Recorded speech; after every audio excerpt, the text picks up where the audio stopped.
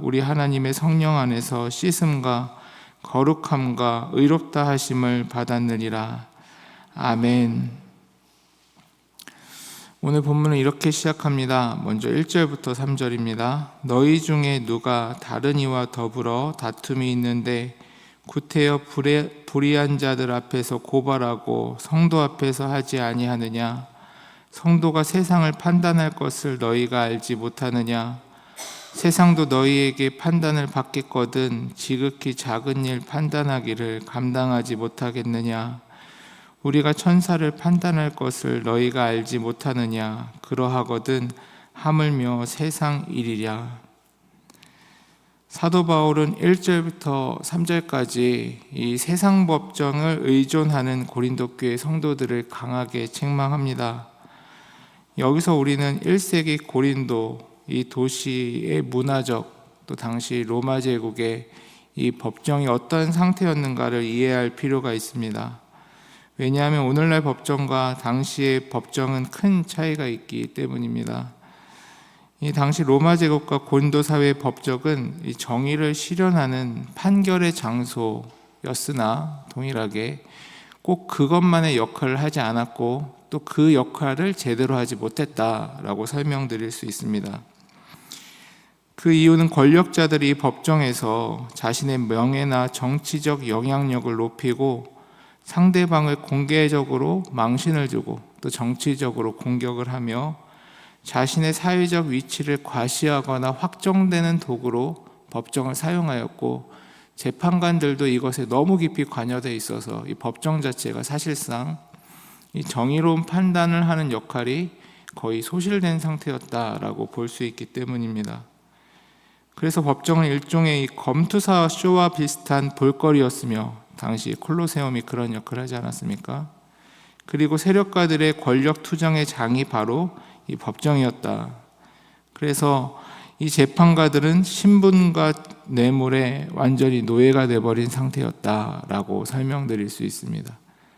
그래서 유대인들은 자연스럽게 자신의 문제는 이 이방인의 법정이 아니라 회당 내부 랍비들이나 장로들 앞에서 해결하는 관습이 그때부터 있었습니다. 이 유대인들도 자신의 법에 따라서 자신의 문제들을 세상 법정으로 가지고 가는 것이 아니라 워낙 부패해 있었으니까 자신들 안에서 해결하는데 하물며 교회가 자신들의 문제를 해결하지 못해서 이 세상 법정으로 이 문제를 가지고 가는 게 말이 되겠느냐? 우리는 유대인보다 세상보다도 당연히 유대인들보다도 더 당연히 하나님 안에서 하나님의 질서를 유지해야 되지 않겠는가? 라고 사도 바울이 책망하고 있는 것입니다. 본문 3절에 따르면 우리는 장차 그리스도와 함께 온 세상을 심지어 타락한 천사들까지도 심판할 영적인 권위를 가진 자들 또 앞으로 천국에서 그 역할을 할 자들이다 라고 설명하고 있습니다. 이는 구약 다니엘서 7장의 약속대로 지극히 높으신 이의 성도들이 나라를 얻을 것이다. 그 나라를 통치할 것이다. 우리는 왕과 같은 제사장의 역할을 할 것이다. 베드로 사도의 표현이죠. 이 모든 것이 종말론적 우리의 역할이 무엇인가? 우리는 최종적 그 영예로운 자리에서 하나님과 함께 승리를 거머쥐게 될 것이다 라는 그 하나님의 백성의 위치를 기억해야 된다. 우리가 얼마나 고귀한 자들인지 그 신분이 얼마나 다른 자들인지 생각해야 된다라는 점을 사도 바울이 강조하고 있는 것입니다. 그래서 세상의 기준과 세상의 수준을 넘어선 모습을 가지고 있어야 된다라고 설명하고 있는 것이죠. 4절 5절입니다. 그런즉 너희가 세상 사건이 있을 때 교회에서 경히 여김을 받는 자들을 세우느냐? 내가 너희를 부끄럽게 하려 하며 이 말을 하노니 너희 가운데 그 형제 간의 일을 판단할 만한 지혜 있는 자가 이같이 하나도 없느냐? 4절에서 교회에서 경히 여김을 받는 자들이란 곧 세상의 재판관들을 말합니다. 제가 앞에 설명드렸듯이요. 그들은 세상에서 권력이 있을지라도 이 영적인 관점에서는 하나님을 알지 못하기 때문에 그들은 궁극적으로 이 지혜로운 진리의 판단을 할 수 없다라고 설명하고 있는 것입니다.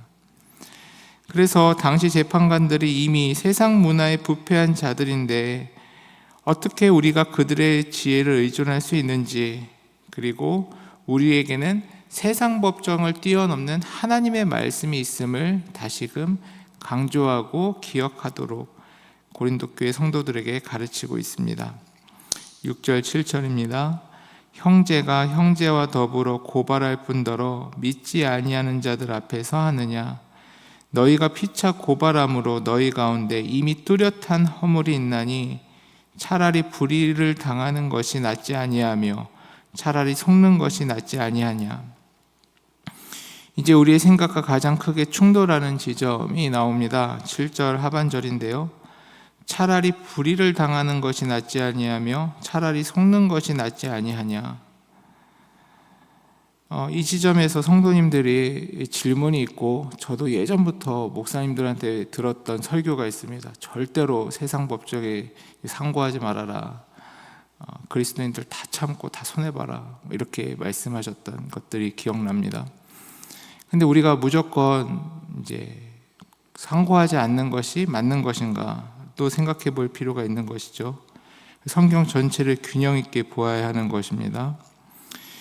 로마서 13장에는 하나님께서 이 사회의 다양한 가치 기준, 악을 벌하는 질서를 위해서 가치 기준을 세우고 악을 벌하는 질서를 세우기 위해서 이 국가와 국가 공권력을 세웠다라고 설명하고 계십니다.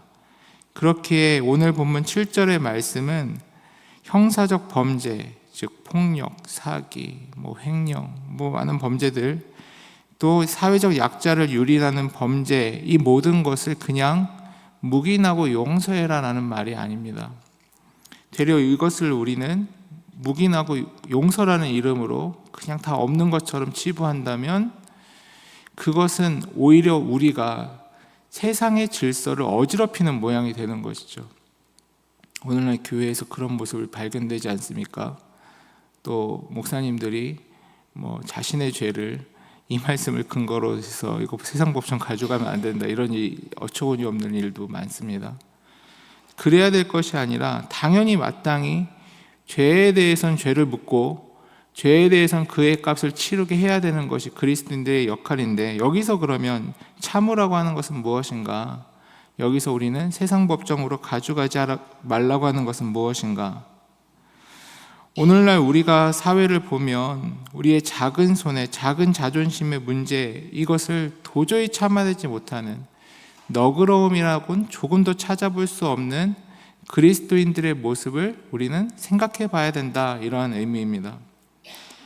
사회가 세상의 작은 문제, 요즘 사회는 고소고발 자체를 아무 때나 아무 모양이나 남발하는 모습들을 많이 발견할 수 있기 때문에 그렇죠.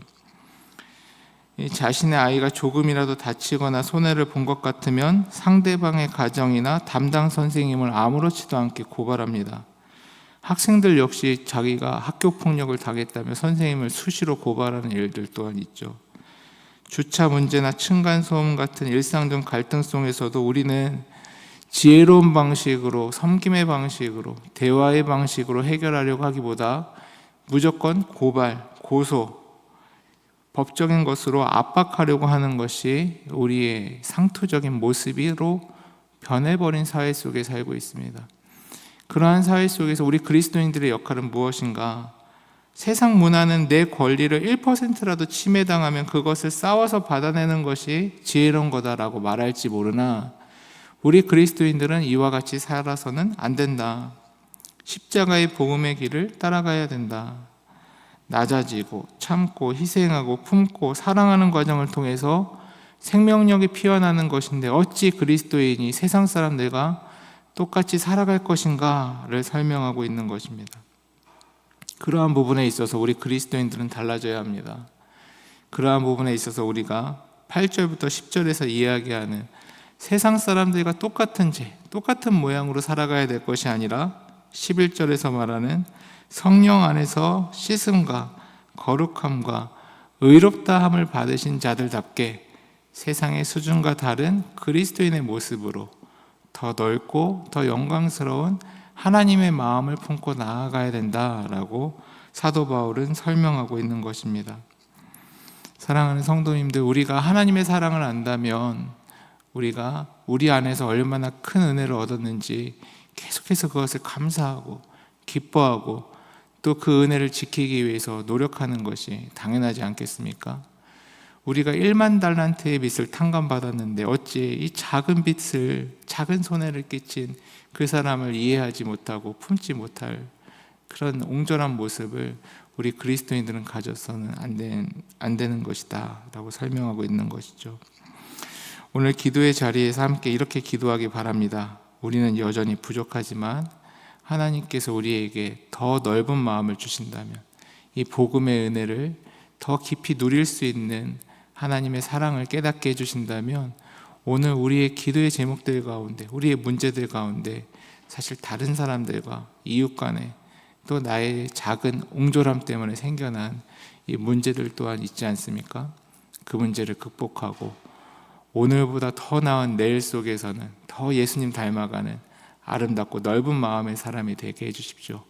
그러한 기도의 제목들 가운데 하나님께서 그 마음 주실 것이고 그 은혜들을 우리 가운데 허락하실 것입니다.